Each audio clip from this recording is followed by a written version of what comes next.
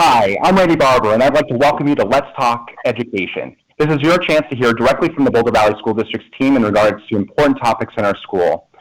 It has been 3 weeks since the unfathomable tragedy at the King Soopers on Table Mesa in Boulder, and as you likely know, unfortunately, 10 people lost their lives during that tragedy, including 2 BVSD graduates. Many more in the community have been traumatized, of course.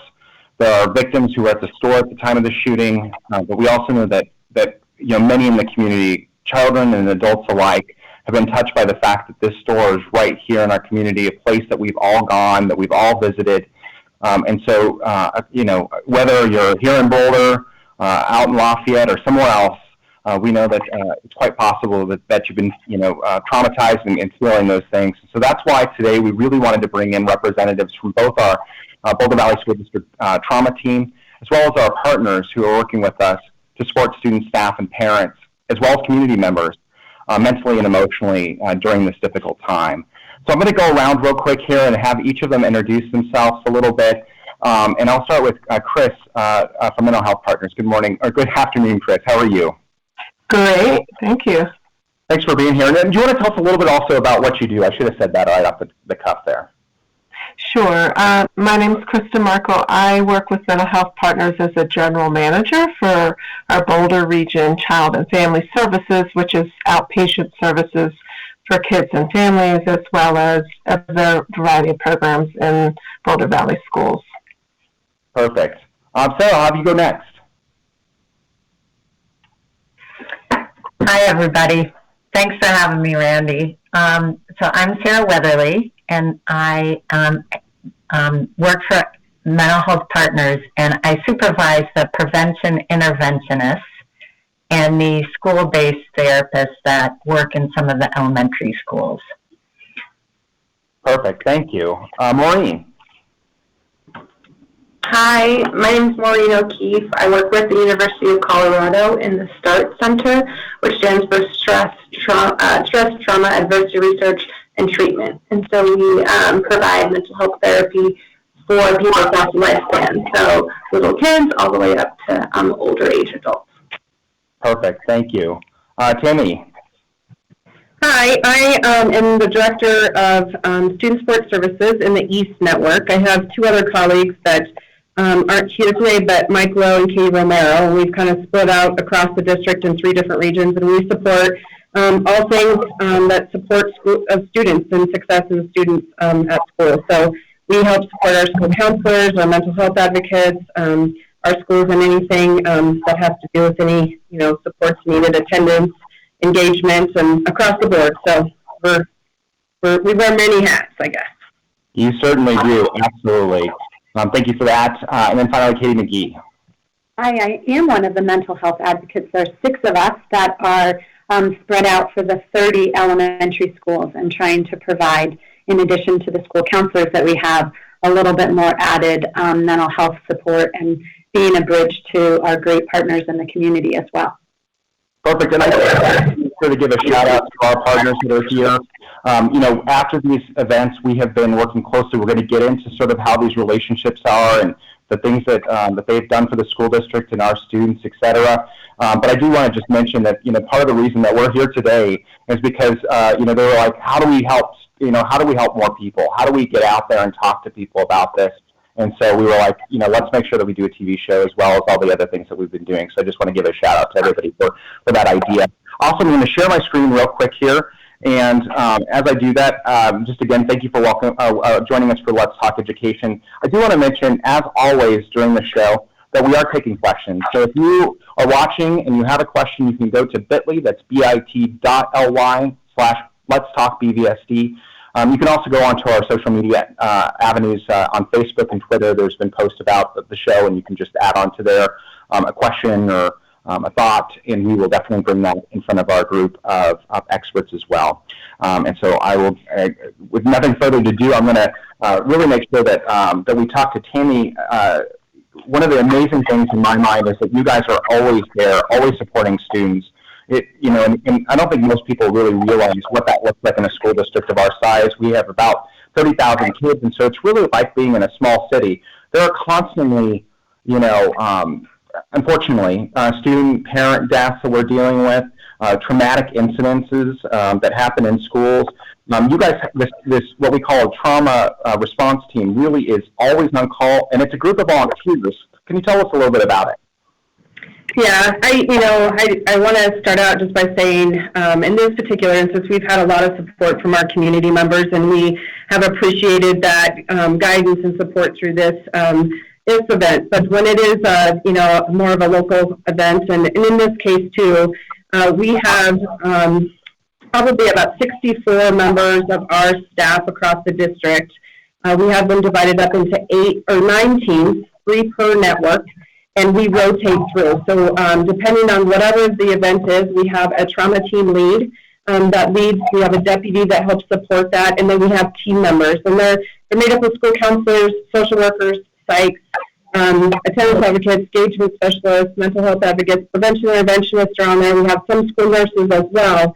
And so we really have it, divided out, and we respond to an incident, and then as soon as we're done with that response, then we put another team that's on call, because we really don't know when we're going to be needed, and we need to be available, all throughout the year. Sometimes things happen, just like in this case, we're in break. And so what we really did, knowing the size and scale of this, we did an all-call to all team members, and didn't just focus on the Southwest network at that point. It was all members, and fortunately we had enough people to come in and help support through the many different ways that we supported for that next week and a half, 2 weeks. And so that's how we're made up. It's all volunteer. They still have their jobs that they have to do. And, we supported that first day back, and we didn't want to pull our counselors and our social workers and psychs out of buildings because we weren't quite sure the impact across the district.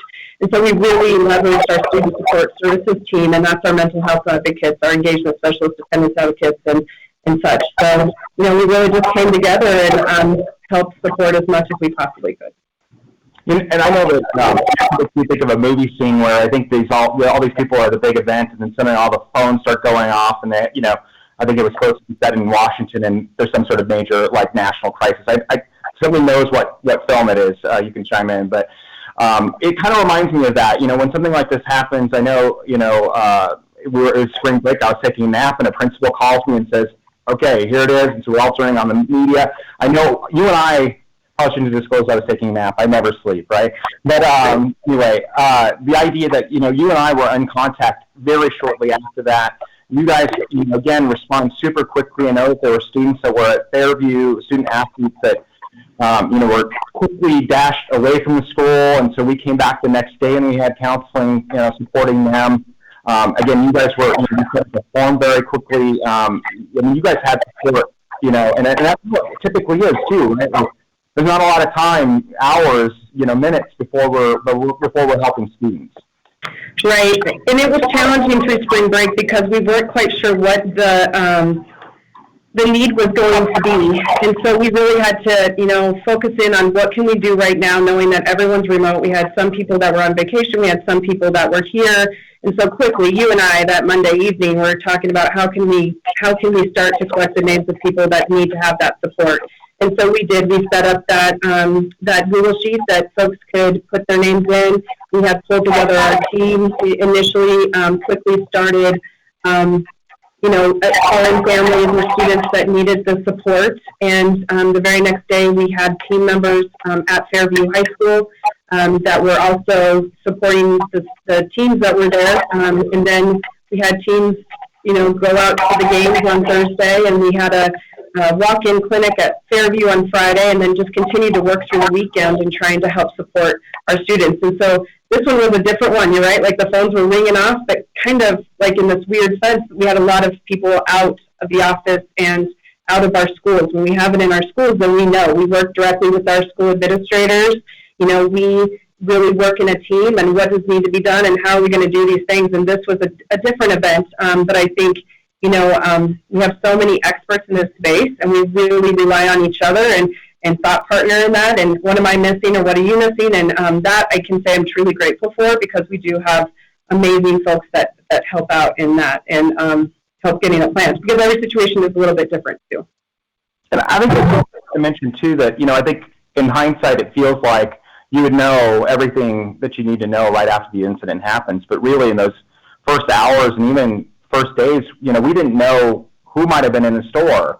It took a while before, even the 10 names were released to the public. And so, there was a lot of question about, did we have a lot of students there? And, again, a lot of, second thoughts about, oh my goodness, if it would have been a normal school day, what could have been? And I think that's part of also what's been so traumatic about this is typically where people would have been at this time of the day. So, but I do want to mention, because of that, so many people in our community were impacted. Chris, I'd love to have you kind of talk about, the efforts that mental health partners put in place to support the community in those hours after.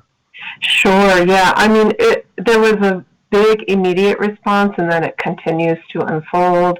It was, like you said, on the phones, connecting with Kroger, with COVA, the Colorado Organization for Victims Advocacy, Red Cross, a variety of different people who were pulling together to say, hey, what do we need to do? The school was part of that, and some of our regular contracts and connections, but this is above and beyond the normal day. So there was a lot of work initially to figure out what do we need right away, and one of those things that developed pretty quickly was something that's now being called the BoulderStrong Resource Center, which is now located above Chase Bank, right in that King Super Table Mesa parking area.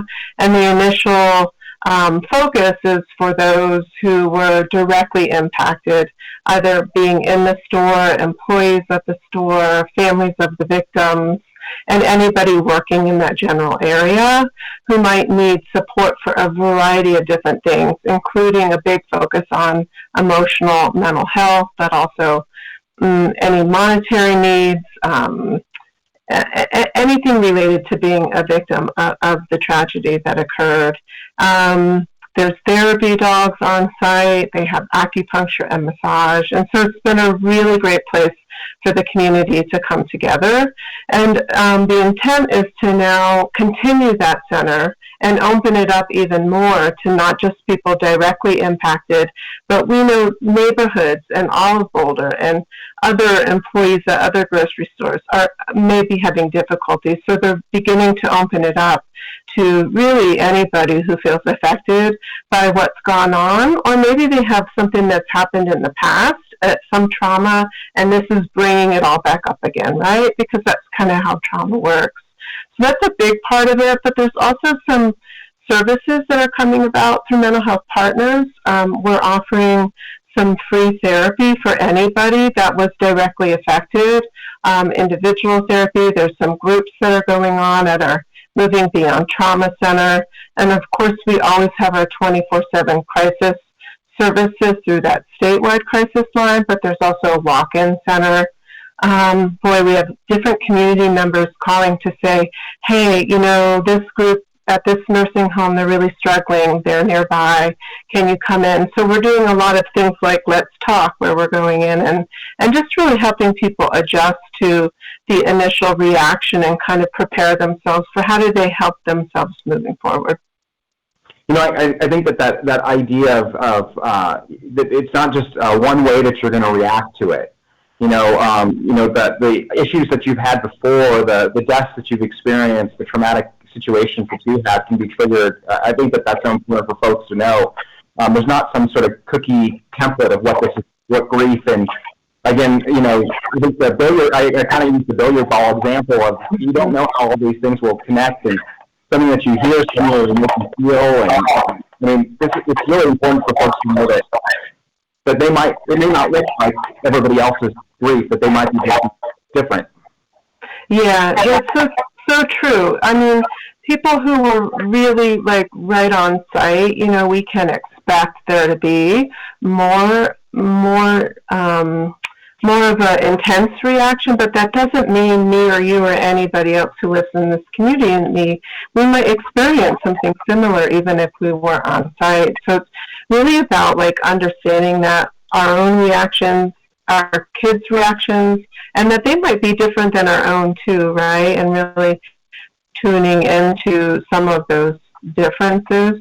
There were some common reactions that we might expect, and then, you know, sometimes we don't even see much of a reaction from somebody, and that's all okay. We just need to validate, you know, everybody's unique experience at this time. Katie, did you want to talk about it as well? I do. I wanted to really just put in a push and encourage people to access the Boulder Strong Resource Center. It is a piece that, in working with a couple families that were on site at King Soopers, that I've really made a bridge around, and the directors down there are so flexible and really want people to have the resources. And so the families that have gone in have said really positive things about the therapy dogs and the body work that they've been able to get, the emotional support. And if the location is a deterrent because it's so close to the site, they are willing to come up with alternative meeting spots too. And we know that it is better to reach out for support earlier than waiting 6 months from now and not realizing how the impact had an effect on you. So I just really want to say that that is a great resource center, and that I hope people do go and access it. Perfect. That idea of time too. So you were kind of saying it's important that to come forward, you know, let us know if you need something sooner. I also want to recognize too that this is not, you know, over for a lot of folks. I mean, as the media attention continues on the case and all these things, it you know, again, like the billiard ball, you know, there could be something new that somebody that thought they were doing fine is suddenly not. And so, you know, that's part of the reason why that resource center, I'm sure, is open for longer, hopefully, you know, much longer here, is people might need help for days, weeks, months, right? I mean, this could go on for some time. Yeah, Randy, we learn a lot from our Colorado partners, right? Other people or other communities that have experienced something similar. So we don't have to become the experts all on our own. So that's some of the support we're getting is from like Aurora and Littleton and places that have dealt with mass shootings before. And we do know that the help will be needed for a long time. So that's why that resource center is going to be opened really to anybody. And Katie, to your point about it being at the King Super site, that can be really hard for people to go to. They are looking at another location that's going to be a little more accessible, slightly removed from just that intense location. So yes, we anticipate at least a year of offering some of those resources, maybe even longer, just depending upon what happens in our community.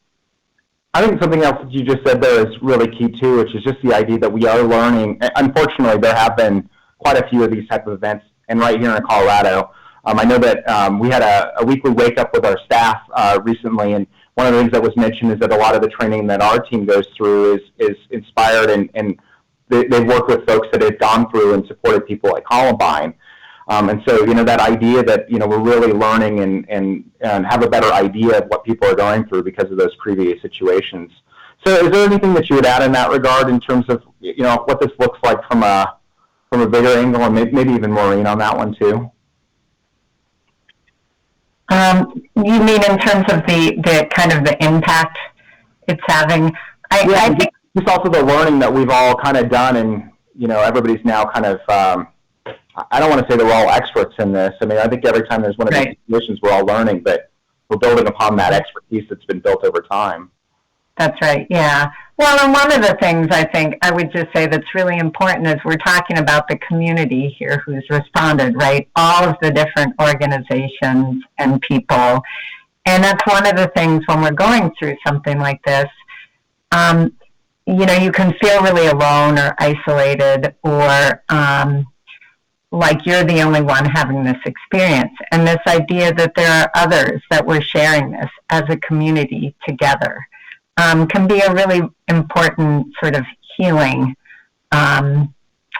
you know, in the healing process or in the moving through. And it really is that way. You know, it shows us that there are a lot of people out there that want to help and support and are very capable and will come out, as well as our own resiliency, you know, of realizing that we as individuals can get through this and support our kids. So I think that's for me one of the takeaways is just how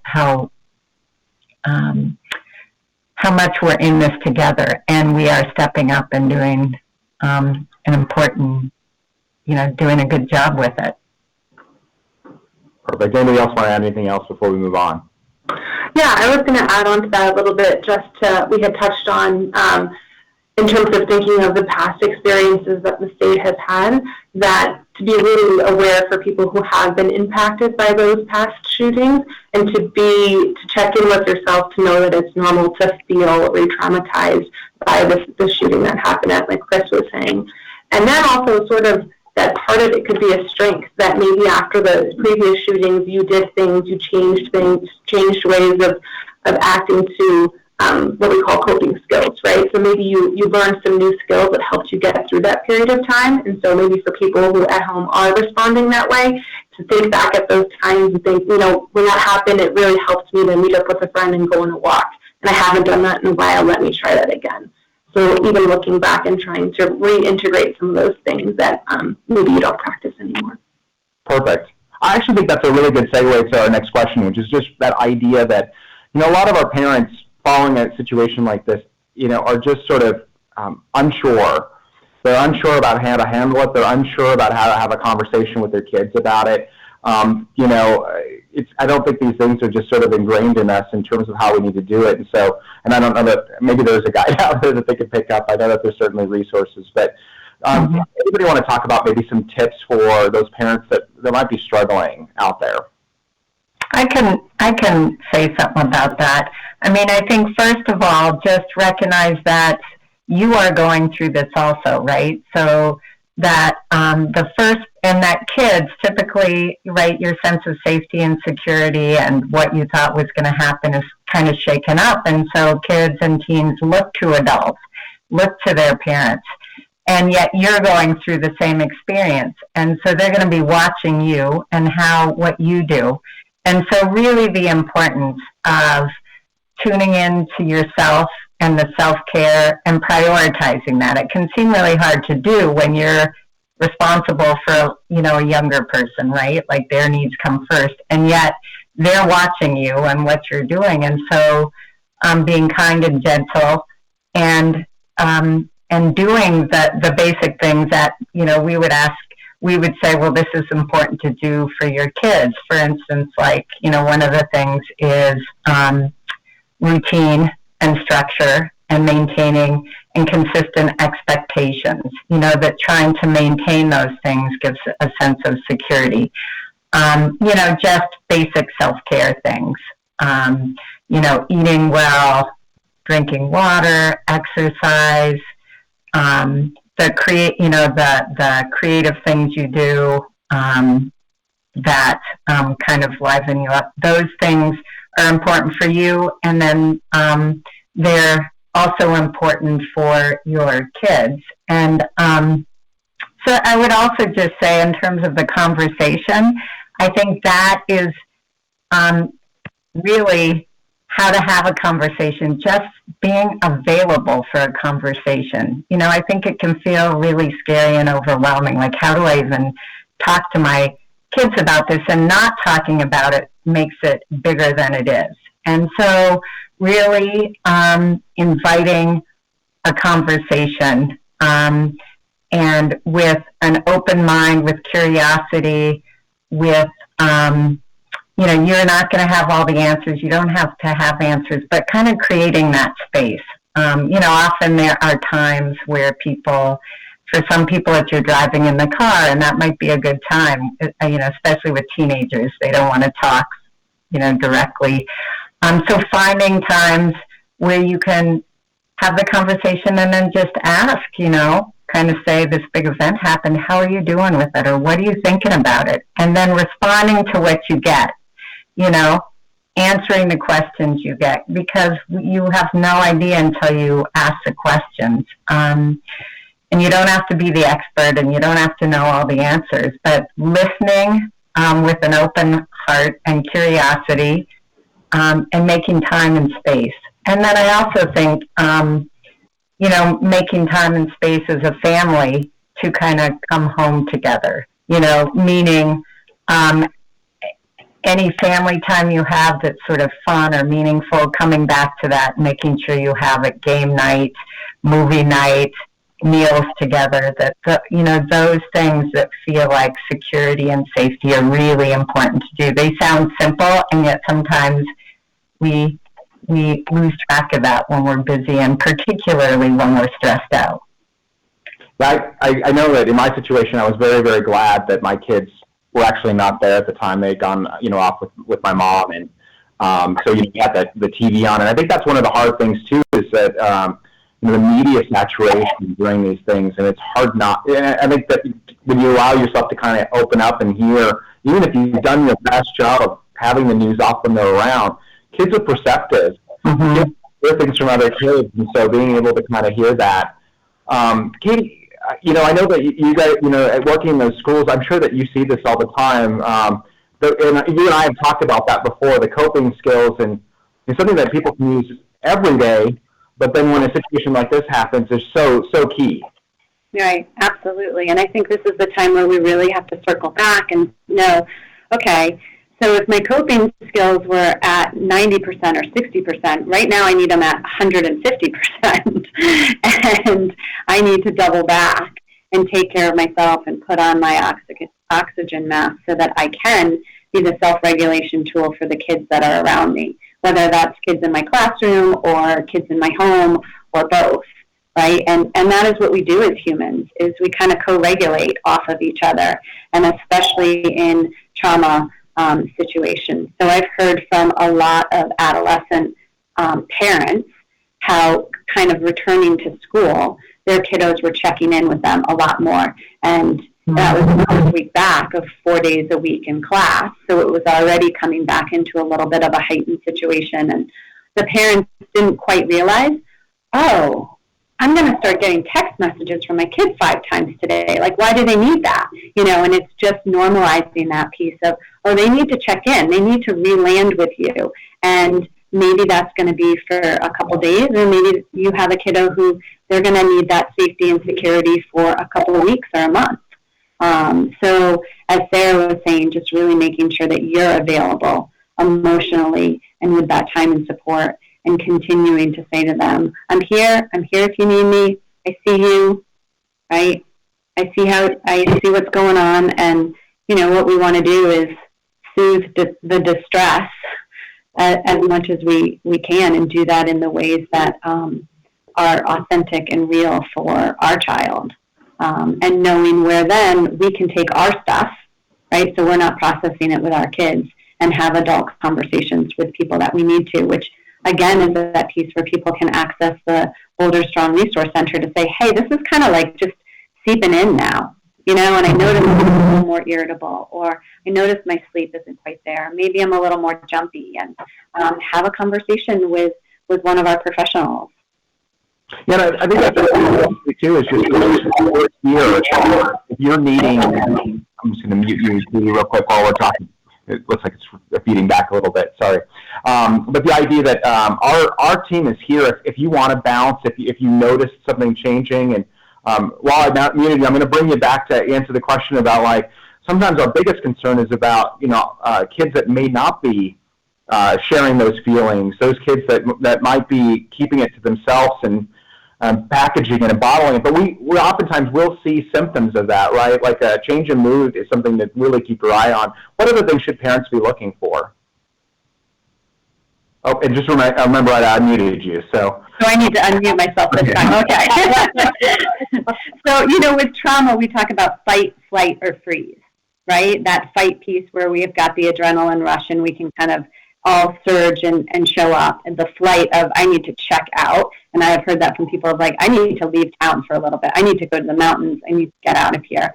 And then that freeze of we're immobile and we can't even ask for the help that we need. And a lot of times those are the kiddos that I worry the most about, and making sure that we are saying, hey, this is what I noticed. You're not talking. You seem like there have been these changes, and reflecting that back and continuing to offer them support. So we have had parents who have been very attuned all year long and worried about students. And unfortunately, we are in the same space of we have to stay very tuned in to our kiddos and reaching out and giving them literally those lifelines if we're worried about them, if there are the changes in their mood and sleep and substance use, if we see that they're not joyful the way that they used to be, or that cynical piece. That we consult with somebody and say, hey, can I just run a couple things, by you? That can be a 15 or 20-minute conversation. It doesn't always have to be an hour-long conversation. These are so important. I'm just going to do it again. Feedback on, for some reason on yours, Katie, is a little bit high there. But anyhow, the idea that right now, and I think this came right in the middle of, as you were kind of alluding to, a pandemic.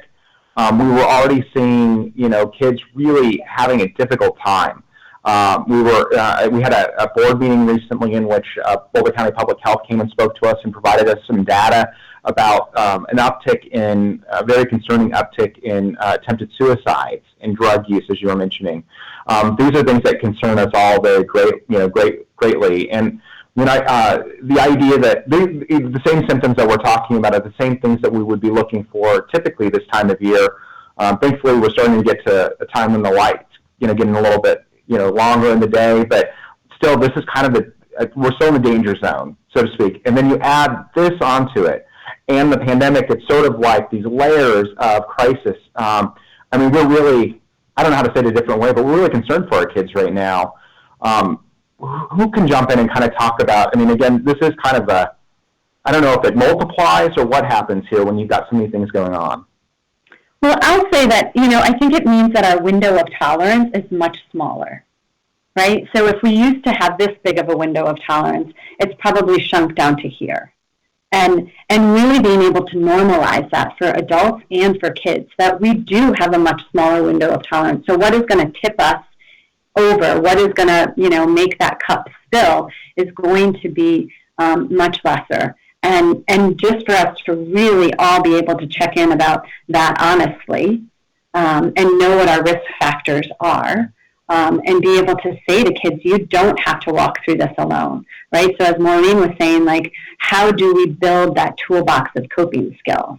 And I think that's a piece that we can all be doing as community members and parents proactively saying, hey, we want to give you a couple self-regulation skills. We want to give you a couple tools for when you feel really down or depressed, because most people are feeling down or depressed or anxious, and it is going to be this bumpy road. And maybe Maureen wants to speak to some of that too. I don't know. Yes, Sara, Maureen, do you want to jump in?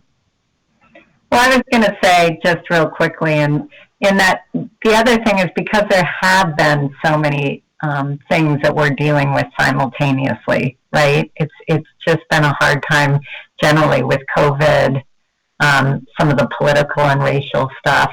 And so that another, just why it's important to sort of check in with your kids and yourself and ask, because it may not be, you may be assuming that it's related to the shooting, but, unless you kind of ask an open-ended question, you may have an idea about something that may be way off base. So and I think that idea of an open-ended question and asking when you're worried or being available is just so important because, we have a lot we're managing.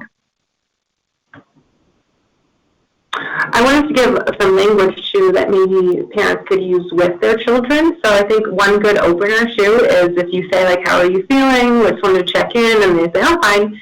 Then a good way to sort of segue through that is to say, well, what have you been hearing? Or, how are your friends feeling? Or, what are they talking about? People, especially teens, find it easier to talk about maybe what they're absorbing, what other people are saying instead of what's coming from them. And it also gives you a really good opportunity to sort of correct some misconceptions. They may be hearing things that aren't true, and so those thoughts are sitting in their head and just circling around, sort of opening up by saying, what are your friends talking about, and taking that as an opportunity to correct some things that they may have misheard. I think that works well for adults too. I have a friend, Matt. It's a lot easier to talk about, somebody else than be worried about, the criticism that might come directly back to you about your own behavior, right? So, yeah. Chris. Yeah, I wanted to add to that a little bit because we're kind of narrowing in on using a lot of talk, right? But sometimes it's hard to access words because our emotions are stored in a different part of our brain, right? And our language and our planning and our functioning is in another part of the brain. So with younger kids, right, we're going to really be watching their play too. And you can enter this stuff in a more playful, metaphorical way, right? Like you get right down on the ground with them and you start playing with them and you use the dolls to talk. It's a little easier when it's outside of yourself. Another great way, like Sara mentioned, when you're sitting in the car with your teenager, because they don't like to really look you in the eye all the time when they're talking, right? Another great way is like when you're taking walks or doing something physical, because there's actually something changing in your brain when you're being active, and it helps connect I keep pointing back here, right? It's that lower brain to the top brain. It helps us connect and be able to give some words or labels to some of our feelings and emotions that are just so hard to like articulate what it even is, right? So being patient with our kids too is so important because it's hard to come up with it. I mean, I have a teenager. I asked him recently, "How you doing?" Right? And I'm like, I was a little worried. Like, are you not feeling anything? Or, and basically he gave me a teenage answer, which was, I'll feel what I want to feel and I'll tell you what I want to tell you. And I was like, great, I'm glad you're feeling something, right? That gave me an indication that something was going on and he just didn't want to share it with me, right? So good. Find some people to talk to then was my, was my answer to him. Like, good, I'm glad you're talking to your friends. So we have to be creative with it too, because words just aren't easy. And this comes from I'm an art therapist. So it's like there's many ways we can speak a language that aren't necessarily words. I'm so glad that you brought that up. And I think also with the teenagers, going back to, and it's not just during this time, with BoulderStrong and the tragedy and all those kind of things. Of course, we're in a moment where we're really highly focused on it. After a crisis, a tragedy happens, so often we're all watching. But, these things are also so important on a normal basis. And I think so many parents do struggle with that idea that, they're just not communicating with me. I've got a 10-year-old that's now traipsing into teenage years, and I see that transition happening. It scares me. I like the younger age because she used to be so open about her feelings, and now they're starting to kind of go into a closet.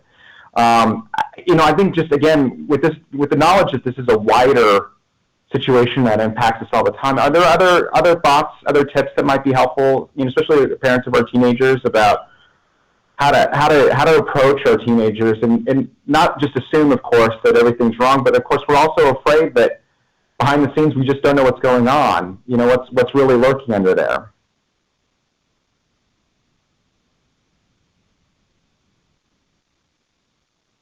I'm not getting any takers, but that's okay. I think it's looking for, that's a hard one to answer, I guess.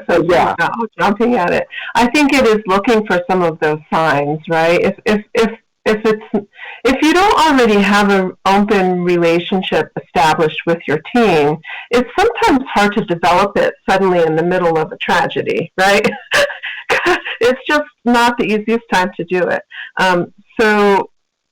We're always going to try as a parent to have a way to open up those conversations, but we can look for some of the cues that something might be going off, which is, like they're not sleeping well, or maybe they don't, school's now open 4 days a week, and maybe they're not wanting to go, or oversleeping, or they're eating less, or you suddenly see they have new friends, or even some signs and symptoms that there's some drug use or alcohol use or something like that.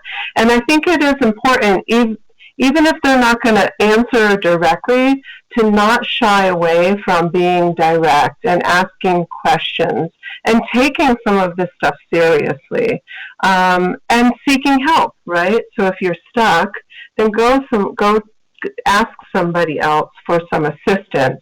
And then sometimes your teen will talk to somebody else easier than they'll talk to you. So that's a good time to call your school counselor to say, hey, I'm worried about this. I can't figure out what's going on. And maybe somebody else can relate a little differently, because there's less expectations with a teenager with somebody else than with their parent. You know, there's that relationship has a lot of elements to it, and it's just easier sometimes to talk to others. Thank you for the help on that one. It was like when you put your, the high five up and nobody comes to you. So thank you for that. I do think that this actually is a good opportunity. Tammy, would you mind kind of talking about maybe how the system works in terms of, again, I think starting with an adult that you trust, a teacher, a counselor, raise your hand, let them know if you're a parent, if you're watching and you're a student, thank you for watching. Again, the idea of, I'm not feeling right, I need help, we welcome that, right? But then, again, we've got these partners, how does that work? And then just to give Katie a little bit of warning that I'm coming to her next, I'd love to have you kind of talk about after that, sort of the idea of, there are these coping skills, and I know we've done that before, but I think maybe it would be helpful for folks to hear that. So, Tammy, I'll start with you if that's okay. Yeah, and I'm going to go backwards real quick, and just speaking from my own parenting, I've got 4 kids of my own, and right now I've got the one that just entered high school, and I've got the older ones that are in college, and watching them throughout the years, and they ebb and flow, and oftentimes I will ask a directed question like, how are you feeling about this, or what do you think about that, and they shut down. But if I engage them in something that they really like, and they get really comfortable doing something that they're open to, they tend to sometimes open up a little bit more. So, kind of going around that backwards way of getting your kids to talk and getting them, maybe thinking about, like, hey, let's go to the skate park. You really like going to the skate park, or hey, let's go get ice cream, and engaging them in those types of situations. And then sometimes all of a sudden you find yourself in a space where, like, oh my gosh, they're talking to me.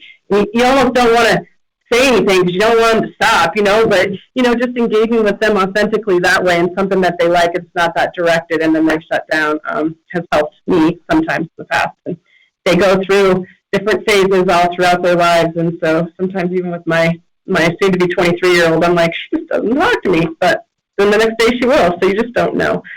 Keep trying, I think, is the key there. But, we do have many layers within our schools. So our elementary schools, obviously, you've got wonderful administrators, and your teachers have them so much in classrooms, and they're great points of contact. But when you need that additional support, we're really fortunate that we've got elementary school counselors in all of our schools. Our smaller schools, they share a counselor, but you have access to an elementary school counselor. And then our mental health advocates are also at the elementary level, and they work really closely with the school teams. And so that's just, the multiple layers that we have in that space in trying to support our students' social, emotional health and overall health in that space. And our secondary schools, our layers of supports are really, again, that administrator, that teacher. Teachers are your great go-to because you have so much, they have so much contact and time with them. But the additional layers are our school counselors, and at all of our secondary schools, we have school counselors, and they have access to those. And then, we also have our prevention, intervention, and as another layer there. Across the entire system, we also have attendance advocates. They're really focused on that K-8, and then we have engagement specialists at the high school level. So we've really worked to get multiple layers in that. And then our community partners, right? So we've got this leverage point with our prevention interventionists. We have them in our secondary schools, but then we also have access to all of the community pieces that are there. And we've really partnered a lot. I think this year has been amazing with the partnership with MHP and our prevention interventionists, and we've really relied on each other.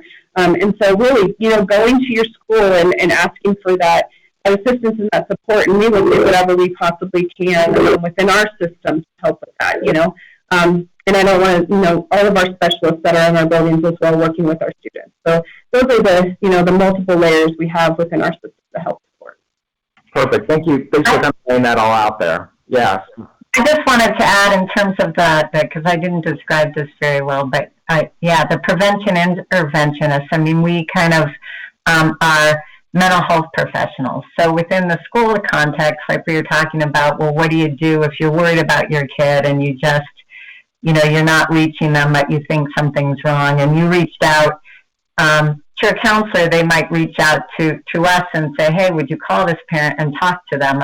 That's part of a role we can serve, is to help you, make sense and know, no, this is in the realm of normal, or I think you should really get some help, kind of a thing, from a mental health lens. So that's a role that we can play, as well as the counselors, but because we don't always know, right, as parents. So it's helpful to have someone else that can take a look. I know from my own experience, obviously there are counselors in the community. I guess for a parent that may not know what the rest of the world looks like out there, how does that typically work? Imagining that there's private help out there as well if you need it. Are you asking specifically for the prevention interventionists? Or I'm thinking about just wider, like if you think your kid's in need, there's sort of these levels at a school level, MHP, we're all connected here, and then there's also kind of a broader world of support out there as well. Is that kind of the final level out there? Yeah, we do have our crisis center. That's a bad question here, but yeah. Oh, sorry. We do have our community crisis centers that we have here that's local that parents can access. We always, recommend contacting, your physician, your child's physician, and having conversations with them, because there could be lots of things going on, and having that partner in that space of your child's overall health, we always recommend that as well. So there are other avenues, besides, this layer, the school layer, and the mental health partners layer. There is our community crisis center that we have, and always your doctor, your child's doctor. I just think that sometimes as a parent, it's so confusing. There's so much going on that, you almost need somebody to kind of give you the guided tour of what all is available to you, too. Yeah, Randy, totally, because there's a ton around, right? There's a lot of private clinicians in the area, and some really unique things like equine therapy and things like that, too. But I think starting with the school can kind of help a parent figure out, like, where's a good place for me to go, given my family circumstance, my insurance, my ability to pay, my cultural background, those types of things, because it is really overwhelming. I can imagine. Go ahead, Maureen. I also just wanted to mention, so I work for the University of Colorado in the START Center. So if you do find that your child or yourself is Sara was talking earlier about those basic needs.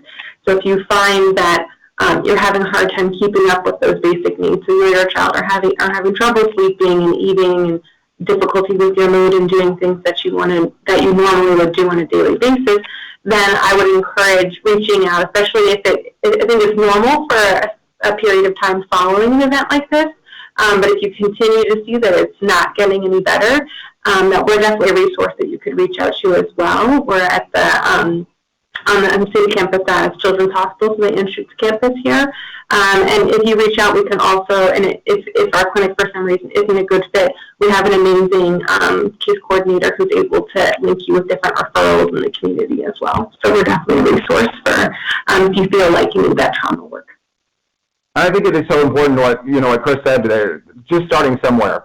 It opens up, and I think about that in so many different ways, beyond mental health support. If you're a family that's in need of food assistance, if you're having trouble making ends meet, just reaching out, putting your hand up can open a world of resource that's out there, but it's hard to know where all those things are at. So, again, I know we also have a help center. I'll bring up that number after we talk to Katie about sort of some things that we can do with our children ourselves to kind of cope with these things too. What are those big things that you oftentimes will tell people about? Well, so I want to start with saying I really hope that we have been reducing the stigma around mental health and asking for any kind of help that you need. I think the school district has been really trying to push that this year and normalizing that. And I was just meeting with a student this week, and she was saying, it just feels weird asking for help. It feels good, but I feel like there's something wrong with me because I don't, see that happening with lots of people. And I said, well, do you go to the dentist? Do you go to the dentist? How often do you go to the dentist? And it's like, oh, yeah, I go to the dentist, of course, And so I just really hope that we can continue that piece of, like, it's okay to check in with somebody. It's okay to go get our teeth cleaned. It's okay to go to our, physician once a year or twice a year, maybe 5 times a year when we're having those sniffles and getting some coaching points. And so I hope people do reach out, because Boulder has an incredible amount of resources, for sure. So, Randy, coping skills. Wow. It's the year of coping skills, right? And I think that, Sara highlighted a lot of great coping skills in terms of sleep and nutrition and taking good care of our bodies. And when I have done this talk before, we've talked about kind of where our mindfulness is and our self-regulation. And so, what I know about trauma, and what Bessel van der Kolk from Boston will talk about with trauma, is that our body kind of holds that score, right? And we hold that in our nervous system. So our breath is our biggest resource of a coping skill, and knowing where we are and how fast our heart is beating. And that's why kind of my hand is on my heart, because it's the first one that I always teach kiddos and parents, and it's really simple to do, of just putting a hand on your heart and a hand on your belly and checking in of where your breathing is and how slow or how fast it is. And you can lie down with your kids at night, even teenagers, and teach them this one, to just slow down and take some big, deep belly breaths. And that might sound total bouldery, right? But it comes from all the research around the nervous system. So breathing and mindfulness, those are kind of our baseline, like water and food, in terms of some coping skills for our nervous system.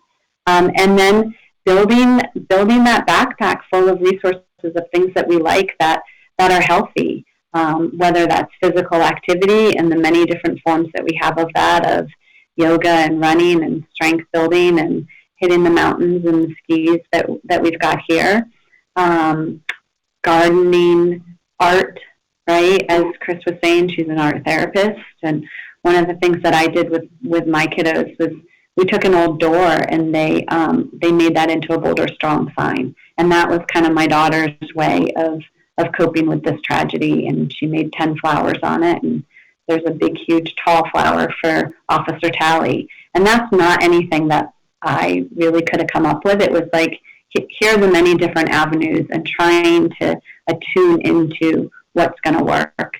For my son, it's like going and throwing a ball, and as Tammy was saying, like moving and going to the skate park. It could be those pieces of cooking and making a pizza, making cookies at home. We know that smells have a huge impact on our memory, and that can be a good impact on our memory, and it can also be an impact that triggers memories that are hard, too. Connection. So connection with ourselves and knowing where we are, connection with somebody at work, connection with a good friend, seeing our kids having those connections. And I think that is one of those warning signs of when we see our kids that are just completely disconnected, right? That's a big piece of like, uh-oh, wait a minute. And it's okay to be introverted. I'm not saying that we've got to all be extroverts, right? But we want to be able to see our kids having some kind of connection. So, some quieter kids, it might be reading, and it might be journaling. It might be making picture books and ripping out things from magazines that they're doing as some of their coping skills. But that piece where we're not completely shut down, and that if we start to go into that place, we know that we can reach out and ask for some support, and that we're not in this alone. And there are lots of people that can help us build that toolbox of resources. And I think it's like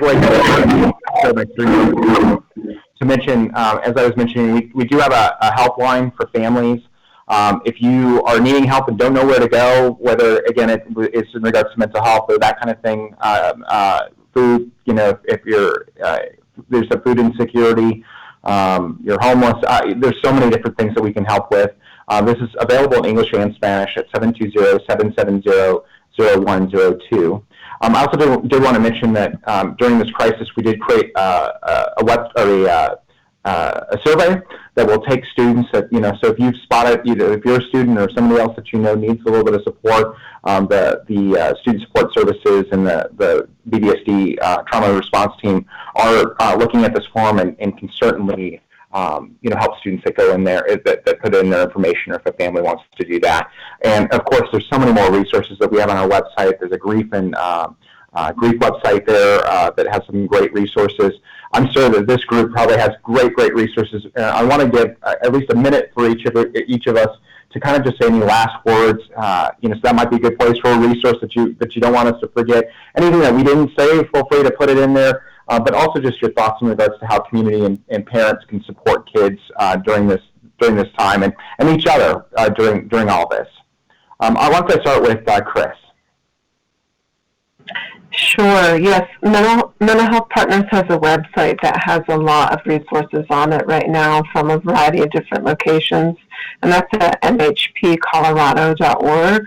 It lists all of the different free services we're giving right now, along with our regular services, and a lot of articles and help tips for parents. And I think the one thought I have in my head, Katie made me think of it when she was talking about the beautiful door, is a saying, I won't get the quote right, but it's somebody, Francis Weller, he's a psychotherapist that works around grief, and he talks about holding grief in one hand and gratitude in the other, and being stretched in between those two things. And I think we have a huge opportunity to do that right now, holding grief, but not being the only thing we hold, and really looking at what life has for us too, and kind of keeping those two things in balance the best that we can is just a good motto to have. I love that. That's really well said, I think. Maureen? I think one of the biggest takeaways for me is that no matter if you were directly impacted by the event, if you were hours away, I think the whole country, specifically everyone in Colorado, they feel like their safety and security, it's a grocery store, right? So everybody goes to the grocery store, and so just that security around that, I think, is an impact that everybody's feeling. And I really loved Katie's coping skills, and it made me think like a lot of the things that she was saying is just having that safe haven within the house, right? So putting all of the effort into those beautiful moments of cooking with your kids, talking with them, cuddling, watching movies. I think that some really beautiful moments could come out of this by just focusing on the family and really supporting each other and loving each other. Excellent. Sara? Yeah, ditto to what everybody said. I think, too, one of the flip sides of, and this is what Chris was kind of saying, but with tragedy and hardship is you get in touch, you can get in touch with sort of what you're grateful and gratitude, and that can be healing. As well as, for me, one of the things I think that's important is it's okay and necessary to allow yourself to have fun and joy, and do things, right? But I think sometimes we feel like everybody's going through such a hard time, it's not okay for me to go skiing or to, laugh at a show. And in fact, it's really important, and it's really important for you and your family. And so to know that and to actively seek that out, it's not always easy to feel joy, but if you are, go for it. That's great. I love that you said that, because that week when everything was going on in Boulder, I felt so guilty. Guilty about, where our family was going to a hotel for one night, guilty that you were getting away, everybody was, suffering, guilty that you had feelings about it, and not that you were right there, but, that you were still feeling so sad about it. So I'm sure that so many people felt that way, and I appreciate you kind of giving us a little license to do that. Katie? So that's exactly what I was going to say. I'm going to piggyback off of Sara, and I was going to say what we want to do is we want to soothe distress, and we want to amplify joy. And those are, the words of someone wiser than me. But I think it's simple. amplified, right? And that it is okay, and it's okay for this to be messy, right? That you might have joy and distress within the same hour. And you might fall apart and cry, and that's okay for your kids to see too. If you're falling apart every day, call us, right? But it is okay for us to express those emotions. And so I would say where you can, soothe distress and amplify joy. I love that. But it kind of ties to that thing earlier that you don't have to also know all the words, the right words to say. Like, none of us are going to be perfect in this, right? Just, doing your best is okay. Tammy. Yeah, and ditto to what everyone said. I also think allowing us some permission to slow down. All of this is going so fast, and so many things are happening so fast, and things are continuously happening around us and across the country and the nation, and it's okay to take that pause and take that moment to just take a time out and enjoy our family and to get out or get to the mountains or take that hike. And I say that, and I don't always follow that too, so I have to remind myself of that. And I think the other thing with this is, this will be something that, that there might be something that comes back up in the media as we move forward, and it could be, 12 months or 18 months down the road where you're like, whoa, all of a sudden I'm really struggling with something that happened a while ago, and why am I struggling with that, and I'm not sure what to do. And just remember that all of the resources here on this screen, we're here for you, whether it's BVSD, whether it's MHP, whether it's Maureen and the resources that she provided in here. I think just reaching out, even if it feels like I should be over this or I should be through this, we're here to help in that, support that. So as a community, I think, we've really rallied together, and we will continue to support and heal together. Excellent. Great way to end this. I just want to thank all of you, our panelists, for joining us today. Thank you for taking time out of your busy schedule. We are so appreciative to the work that is going on in our schools through the trauma team, student support services, all the staff, the counselors that are out there doing this work, psychologists. I will miss people by trying to list people, but thank you for everything that you guys are doing out there in the school world. I want to thank all of our partners. MHP, thank you for joining us today. We couldn't do it without you guys, and we know that, again, the partnerships make us so much stronger and are able to do so much more for our students in Boulder Valley. And so thank you for being here, and thank you for all that you do out there. And again, I know it goes beyond MHP, but thank you for joining us today. Finally, I just want to thank you, whoever tuned in, parents, students, etc., staff. We really thank you for tuning in, participating. We know that this is a community situation that we're all working through, and so we thank you for taking the time out of your day to watch this, and we hope you have a great weekend. Take care, everyone.